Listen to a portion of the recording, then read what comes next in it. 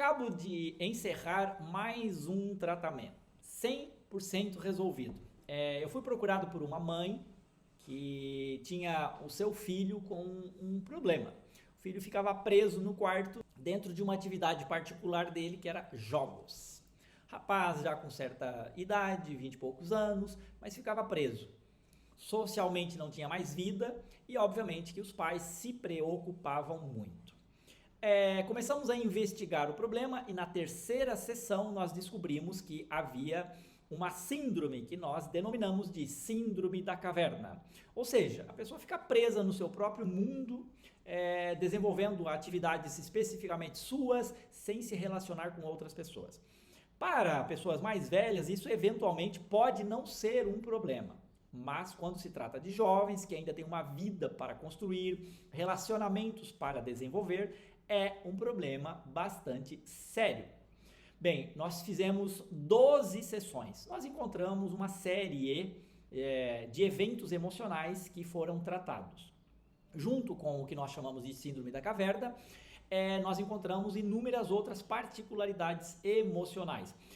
A síndrome da caverna é formada por uma série de processos que acontecem ao longo da vida dos jovens. Hoje isso é bastante comum. No passado era incomum, porque não havia eletrônica que prendessem os jovens dentro dos seus quartos. Na minha época, a gente brincava na rua com os amigos e tinha que sair se quisesse fazer uma coisa diferente, porque dentro do quarto não tinha nada para fazer.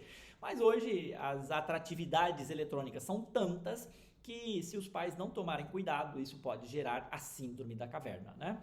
E na terceira sessão, como eu disse, nós conseguimos descobrir o que estava acontecendo, iniciamos o tratamento da síndrome da caverna com todos os aspectos emocionais que precisaram ser tratados juntos, como por exemplo tristeza, desânimo, né? Nós tivemos também alguns traumas de criança para serem tratados, ressentimentos, mágoas, e outras questões. Havia também imediatismo, né?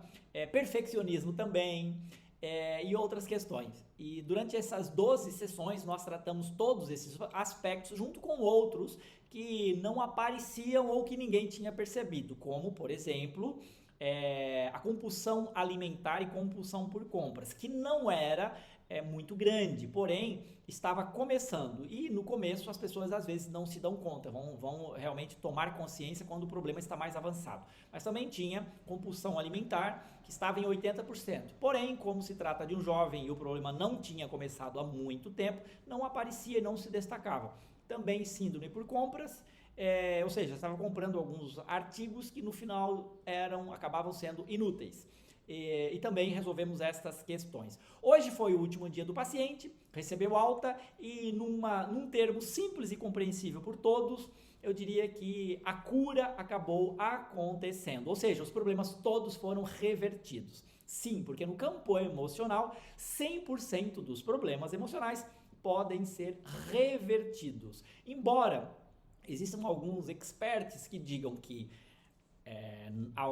depressão não tem cura, que isso ou aquilo não tem cura. Na minha percepção, não é verdade, porque 100% sim tem solução, 100% sim é reversível, 100% sim é curável. Não quer dizer que todos são, porque a gente sempre precisa contar com a mente do paciente, com a predisposição e o desejo de encontrar a cura, porque às vezes existem ganhos secundários que impedem a gente de atingir o resultado, né?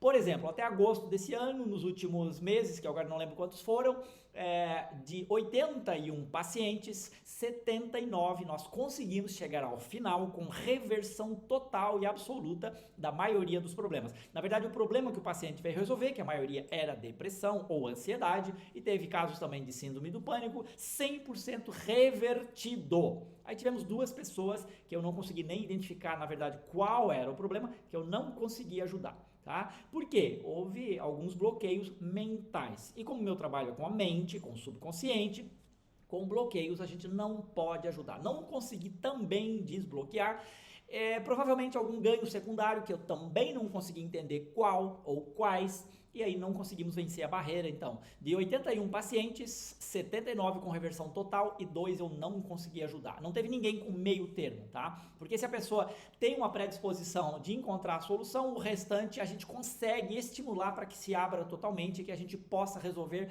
as doenças do pensamento. Sim, alguns podem dizer que é um problema simplesmente emocional e pode ser encarado dessa forma, mas eu gosto de trazer para a perspectiva dos desequilíbrios do pensamento, das doenças do pensamento, porque quando a gente ouve falar de pensamento negativo, a gente precisa se perguntar por que alguém tem pensamentos negativos. Não é porque a pessoa quer, porque a pessoa adora ter pensamentos negativos. Ninguém gosta de ter pensamentos negativos. Existe um motivo, existe uma causa, nada vem do nada. Então, quem tem pensamentos negativos tem doenças do pensamento. E essas doenças do pensamento são produzidas por traumas, em primeiro lugar, depois surgem efeitos secundários, né? Disso daí, que são padrões de pensamento que vão se formando, alguns hábitos a partir desses padrões de pensamento, e assim vai se somando até que os problemas começam a aparecer, porque eles vão se agrupando, vão ficando cada vez mais visíveis,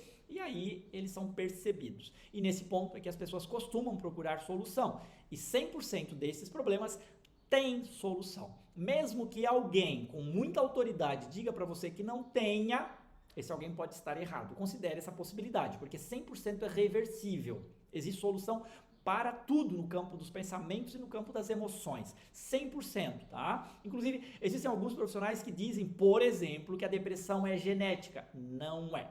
Os últimos estudos neste campo dizem que o gene que lá 20, 30 anos atrás acreditavam, haviam teorias que diziam que era um gene produtores de depressão, não é verdade. Hoje, os estudos não encontraram nada, não há nenhuma comprovação de que a depressão ou problemas emocionais sejam genéticos. Definitivamente não existe. E eu estou falando dos estudos mais avançados, de estudos que são muitas vezes publicados ainda em inglês, porque demora muito para chegar no Brasil, então em português talvez você não encontre muita coisa, mas em idioma inglês há muitos estudos nesse sentido, indicando que as probabilidades são cada vez menores de serem genéticos. E eu, particularmente, é uma percepção minha, é a minha opinião, todos os problemas têm solução e nenhum é genético. Vamos deixar claro que isso é a minha opinião, porque não há nenhuma comprovação ainda nesse sentido, dizendo que que existem problemas genéticos, não há comprovação, e também não há nenhuma comprovação ainda de que não existam problemas genéticos. Mas a minha opinião é de que não existem problemas genéticos nesse sentido.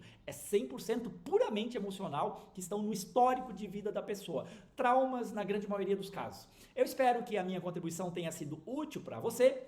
Se você gostou, inscreva-se no canal, dê um like aí, participe conosco e talvez até compartilhe com pessoas que você conhece, tá bom? Até o nosso próximo vídeo, a gente se vê por aí. Tchau, tchau!